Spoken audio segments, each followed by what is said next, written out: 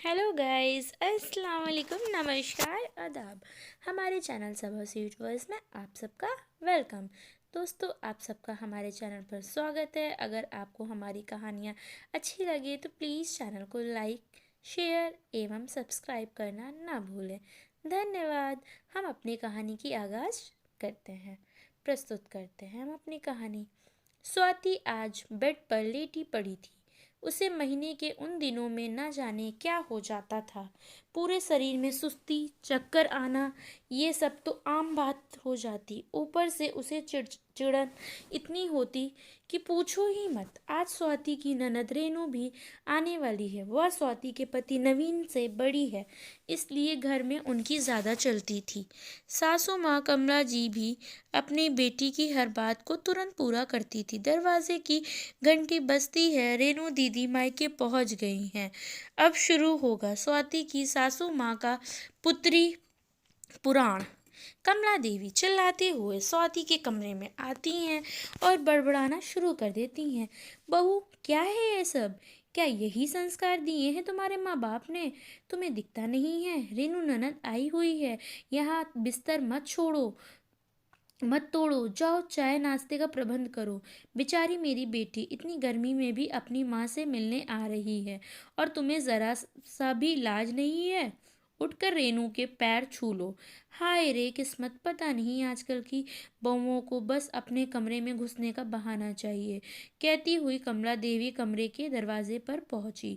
स्वाति अपना पल्लू संभालते हुए उठती है और कहती है, उठ रही हूँ माँ जी, सुबह से चक्कर आ रहे थे। कमला देवी ने कहा, ज्यादा नाटक ना दिखाओ। स्वाति, खूब समझती हूँ ये सब।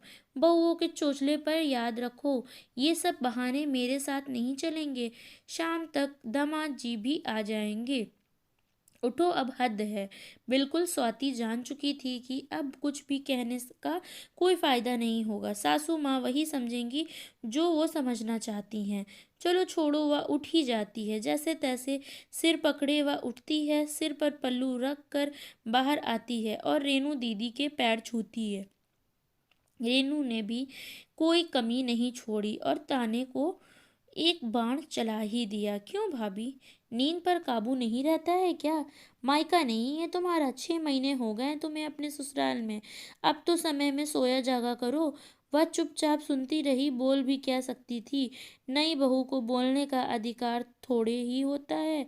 वह भी नंद और सास के सामने वह मुस्कुराई और अंदर चाय बनाने चली गई।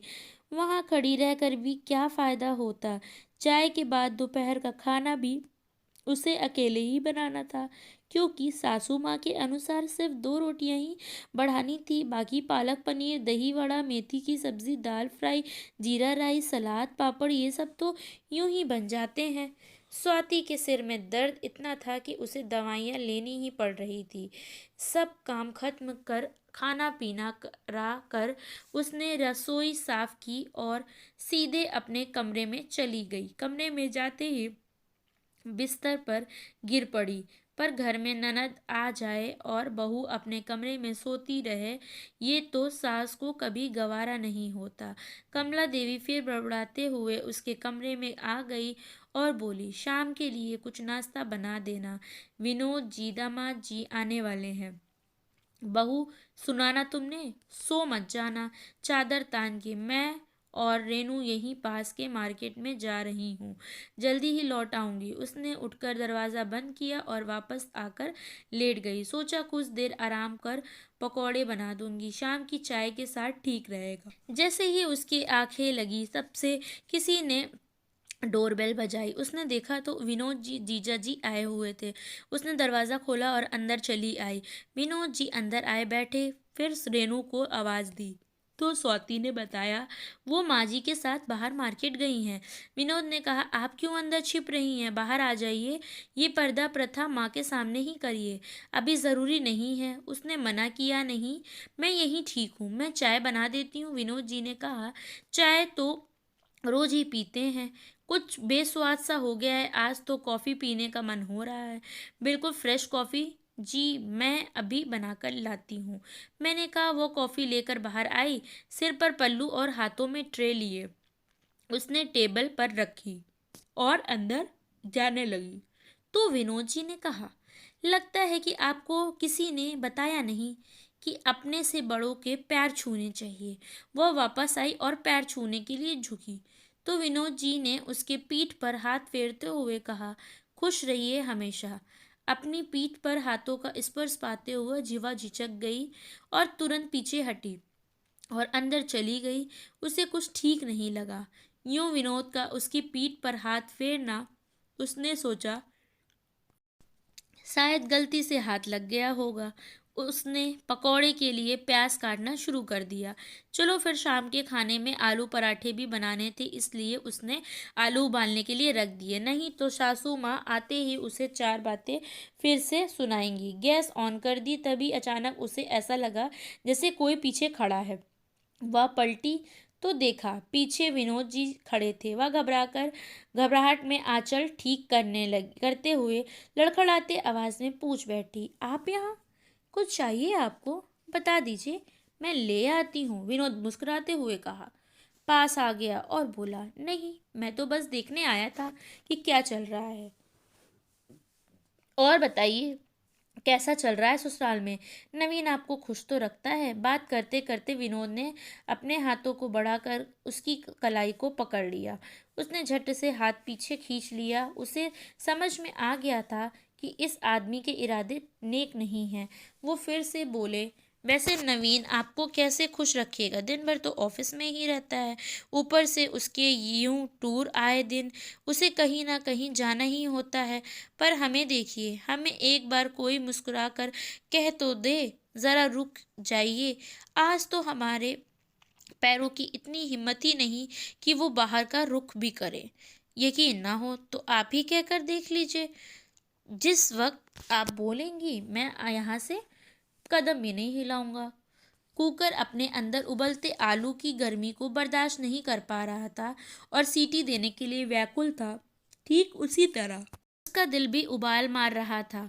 वह पूरी कोशिश कर रही थी कि अपने अंदर उफनते तूफान को रोक कर रखे, क्योंकि ससुराल के रिश्तों में बहू को जवाब देने का हक की होता है।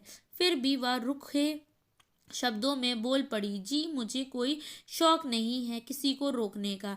आप जाइए और बाहर गेस्ट रूम में बैठिए। माँ जी और दीदी भी आते ही होंगे। बड़ी शातिर मुस्कान के साथ वो बोले कि लगता है आप माँ जी और रेनू से डर रही हैं। हाँ हाँ, चिंता ना करिए, वो बुरा नहीं मानेगी। हमारा तो रिश्ता ही मजाक का है, ये तो आप भी जानती हैं। उफ, ये आपकी रेशमी लटे हवा के साथ उड़कर बार बार आपके चेहरे पर आ रही हैं। लगता है आपको बहुत परेशान कर रही हूँ हैं। रुकिए, मैं इन्हें आपके गालों से दूर कर देता हूँ। ये कहकर विनोद ने अपने हाथों को उसके चेहरे की तरफ बढ़ाया। से वो चेहरों को छूने की कोशिश कर रहा था। अब तो सारे रिश्ते एक तरफ और आत्मसम्मान एक तरफ। उधर कुकर के प्रेशर ना झेल पाया और इधर स्वाति के लिए अब ये सहना मुश्किल हो रहा था। जोर की बस्ती सीटी के साथ उसने भी विनोद की गालों पर जोर का एक थप्पड़ जड़ दिया। लाल लाल बड़ी बड़ी आंखों के साथ लंबी सांसें भरते रौद्र रूप का जीता जागता उदाहरण लग रही थी वह। उसने लगभग चिल्लाते हुए कहा, विनोद को धक्का दे दिया। विनोद ने गाल पर हाथ रखते हुए गुस्से में अपना सामान उठाया और बाहर निकल लिया। वह घर के बाहर जैसे ही निकलने वाला था कि नंद, रेनू और कमला देवी दोनों पहुंच गए। सासू माँ ने कहा, अरे दामाद जी, बाहर कहाँ जा रहे हैं? चलिए आइए, अपने शाम को आने को कहा था तो हम थोड़ा बाहर चले गए थे। रेनू अपने पति विनोद को खुशी से अपनी चीज़ें दिखाने लगी, वो सामान जो वो बाजार से लेकर आई थी। पर विनोद दिखाने के साथ बातें भी करती जा रही थी। ये देखो विनोद, माँ ने मेरे लिए ये अंगूठी ली है, कितनी सुंदर डिज़ाइन है ना इसकी। और ये पैंचनी भी लिया है जाए, देखो कितनी सुंदर आवाज़ है इसकी, छम छम छम की आवाज़ से पूरा घर ही गूंज पड़ा था। रेनू ने सच ही तो कहा था, पूरा घर गूंज तो रहा था, पर घुंघरू से नहीं बल्कि उस जोरदार थप्पड़ से जिसकी आवाज़ सिर्फ विनोद को ही सुनाई दे रही थी। विनोद ने रेनू के हाथ से पैंचनी ली और दूर फेंक दी। वो अपनी पत्नी रेनू से गुस्से से बोला, रेनू, अगर तुम चाहती हो कि तुम्हारी गृहस्थी बनी रहे तो अभी के अभी इस घर से सारे नाते तोड़कर मेरे साथ चलो, वरना पड़ी रहो यहीं जिंदगी भर के लिए। रेनू विनोद की बातें सुन हतचेत थी।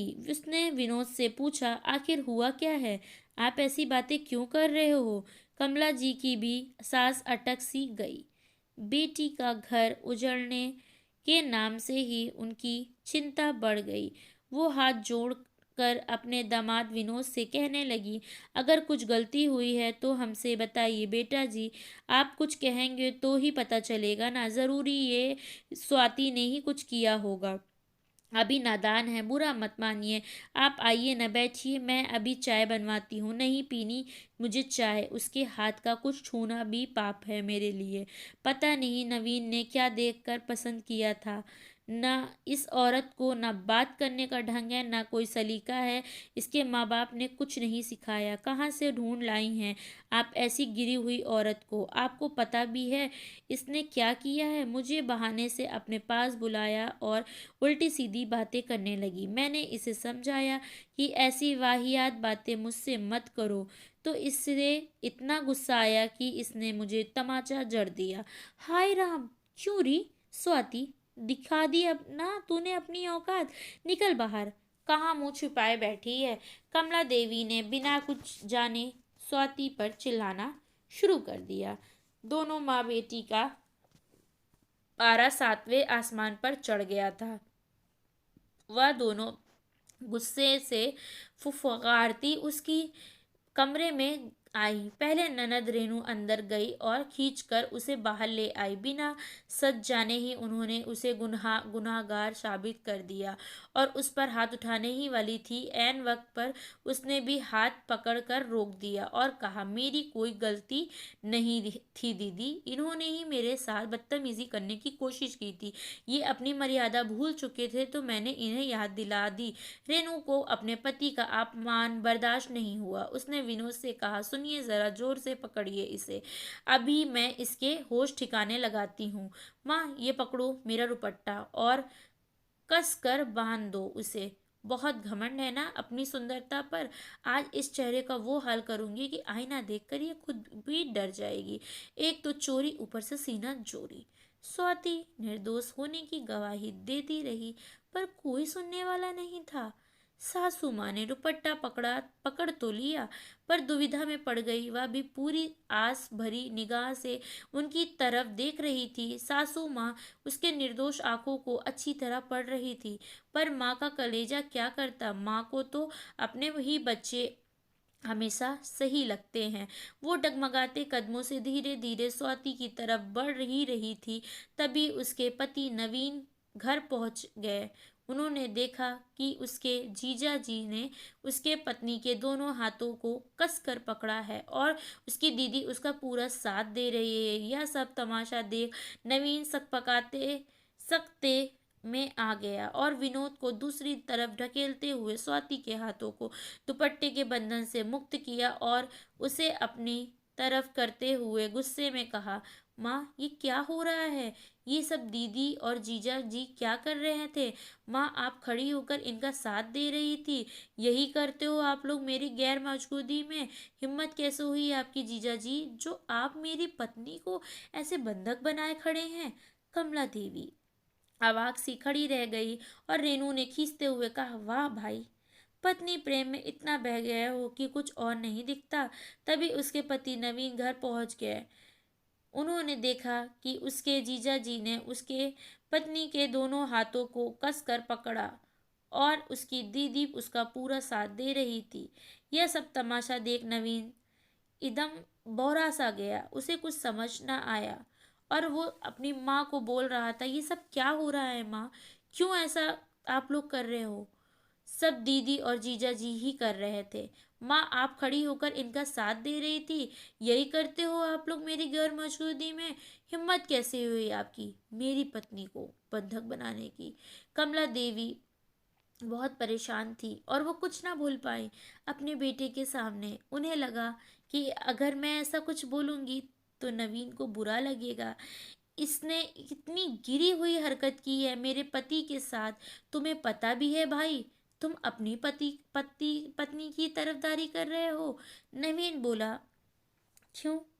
रेनू ने फिर वही सारी बातें दोहरा दी जो विनोद ने उसे बताई थी। रेनू दीदी की बात सुनकर नवीन ने स्वाति की तरफ देखा और पास आकर उसका हाथ थामा। और तुम चिंता ना करो स्वाति, मैं अच्छे से जानता हूँ कहाँ तुम कहाँ सपने में भी ऐसा नहीं कर सकती हो। फिर वो अपनी माँ की तरफ मुड़े और बोले, माँ आप तो जानती हैं ना जीजा जी का स्वभाव, इन्हें सब हरकतों की वजह से कई बार पिटते बचे हैं ये। और दीदी क्या तुम्हें नहीं पता इनकी असलियत? नवीन, मैं सब समझ रही हूँ। स्वाति ने तुम्हें अपनी सुंदरता से मोह लिया है। बहुत घमंड है इसे अपनी सुंदरता पर, बहुत अहंकार है इसे अपने ऊपर, रेनू ने चिढ़ते हुए कहा। इतना सब सुनकर अब ये बातें स्वाति के बर्दाश्त से बाहर थी। वो बोली, बस दीदी, आपका जो मन करे आप कहे जा रही हैं। मैं स्वाभिमानी हूँ, अहंकारी नहीं। आपको आत्मसम्मान और अहंकार में फर्क समझ आता है ना?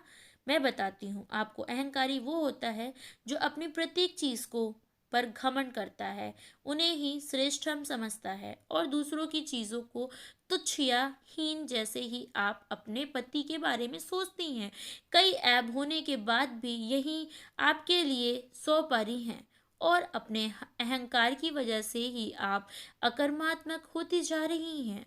और स्वाभिमानी वह होता है जो अपनी चीज पर गर्व करता है, उन्हें श्रेष्ठ समझता है और दूसरों को भी इज्जत करता है। वो तुलना में लीन होकर बिना सही गलत जाने कोई भी फैसला नहीं लेता है। वही सही चीजों की सही से रखता है और गलत को सुधार कर सही करने की चेष्टा रखता है। आप ही सोचिए कौन स्वाभिमानी है और कौन अहंकारी है।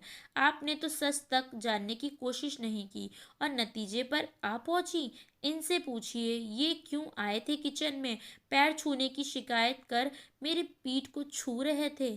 इनकी बुरी नीयत थी, कभी हाथ तो कभी गाल। कैसे सहन करती मैं, आप ही बोलो। मेरे पति मुझे खुश रखते हैं या कैसे भी रखते हैं, इनको क्या मतलब? सब कुछ बर्दाश्त है, पर कोई मेरे आत्मसम्मान पर उंगली उठाए ये कतई नहीं। और इन्होंने तो हाथ उठाया, कैसे चुप रहती? एक थप्पड़ तो बहुत कम था इनके लिए। अभी कहाँ दिमाग ठिकाने आया होगा इनका। रेनू दीदी, आपको बहुत शौक है ना दिमाग सही करने का, तो इनका दिमाग क्यों नहीं सही किया आपने? किस बात का इंतजार कर रही थी? बोलिए। मैं सब कुछ सहन कर सकती हूँ, पर अन्याय और गलत बर्दाश्त नहीं कर सकती हूँ। कई लोगों की भाषा में अभद्रता होती है, झलावा झलावा होता है, लेकिन ज़रूरी तो नहीं कि हम भी उनकी तरह ही बने। पर चुपचाप अभद्रता को सहन करना भी सही नहीं है। कोई मुझ पर लगातार बार बार उंगली उठाता रहे और मैं चुपचाप सब सुनती रहूं, तो ये मेरे आत्मसम्मान से छल होगा। अब तो हकीकत आपके सामने है। क्यों रेनू दीदी, बोलिए। नवीन ने भी उसका साथ देते हुए कहा। हाँ दीदी बोलो ना, चुप क्यों हो? क्या अब भी तुम्हें स्वाति गलत और जीजा जी ही सही लग रहे हैं? तुम तो सब कुछ जानती हो ना इनके बारे में, फिर क्यों अपने मन को दिलासा देती हो, कहीं का गुस्सा कहीं निकालती हो? अब तो आंखें खोलो दीदी। अहंकार में चूर रेनू को सही गलत से कोई मतलब नहीं था। उन्होंने अपनी माँ से कहा, माँ तुम्हारी बेटी और दामाद की इतनी बेइज्जती हो रही है और तुम चुपचाप सुन रही हो। बोलो इसे अभी के अभी ये घर छोड़कर चली जाने को कहो। कमला देवी को अपनी बेटी और दामाद की गलती का एहसास हो चुका था। उन्होंने अपनी बेटी रेनू से लंबी सांसें भरते हुए कहा, घर छोड़कर तो तुम दोनों को जाना चाहिए रेनू। गुनाह दामाद जी ने किया है, स्वाति ने नहीं, इसलिए दामाद जी को मिलनी चाहिए और या घर छोड़कर तुम दोनों जाओगे। मैं ही बेटी के प्यार में अंधी होकर दामाद जी के गलत होने पर भी कुछ सोच ना पाई, तुम्हारा साथ दे रही थी। इतना कहकर कमला देवी ने अपनी बहू स्वाति से माफी मांगते हुए कहा, मुझे माफ़ कर दो बहू, मैं गलत थी। रेनू बौखला सी गई। इससे पहले कि वो बोलती, स्वाति ने सीधे शब्दों में उसे समझा दिया कि आप माँ जी से सवाल जवाब ना करें, और अगर अपना परिवार बनाए रखना चाहती हैं तो अभी के अभी चुपचाप यहाँ से चली जाइए। बाद में क्या करना है ये हम बाद में ही देखेंगे। अभी आपका जाना ही बेहतर होगा, हमारे लिए भी और आपके लिए भी, क्योंकि मैं चाहूँ तो इन्हें गिरफ्तार भी करवा सकती हूँ, और मेरा दिल भी मुझे इस बात की पूरी इजाज़त देता है, क्योंकि स्वाभिमान को किसी का घर नहीं होता। अहंकार तो एक दिन घुटने टेक ही लेता है, पर स्वाभिमान पूरी ज़िंदगी हमारी शान बनकर हमारा सिर ऊंचा किए रहता है। जो अहंकार में चूर हो उसे कहाँ कुछ समझ आता है भला। अपना सा मुंह लेकर रेनू और विनोद दोनों वहाँ से चले गए। दोस्तों, आप सभी से अनुरोध है कि अपना स्वाभिमान बनाए रखिए। आपकी इज्जत आपके हाथ में है। कोई आप पर कीचड़ उछाले तो इसका स्वागत ना करिए, बल्कि उसे मुंह तोड़ जवाब दीजिए। रेनू जैसे तुच्छ विचार वाले लोग आपको जगह जगह मिलेंगे, जो आपके स्वाभिमान को तोड़ने के लिए तत्पर रहेंगे। ऐसे लोगों को सहना इनका हौसला बढ़ाने जैसा है। इसलिए अब और ना सहिए, अब चुप ना रहिए, उठिए, अपना आत्मसम्मान बढ़ाइए, सही गलत को पहचानिए और स्वाभिमान बनिए, अहंकारी नहीं। दोस्तों, अगर आप सबको हमारी स्टोरी अच्छी लगी तो प्लीज़ हमारे चैनल को ज़्यादा से ज़्यादा सपोर्ट करें। धन्यवाद।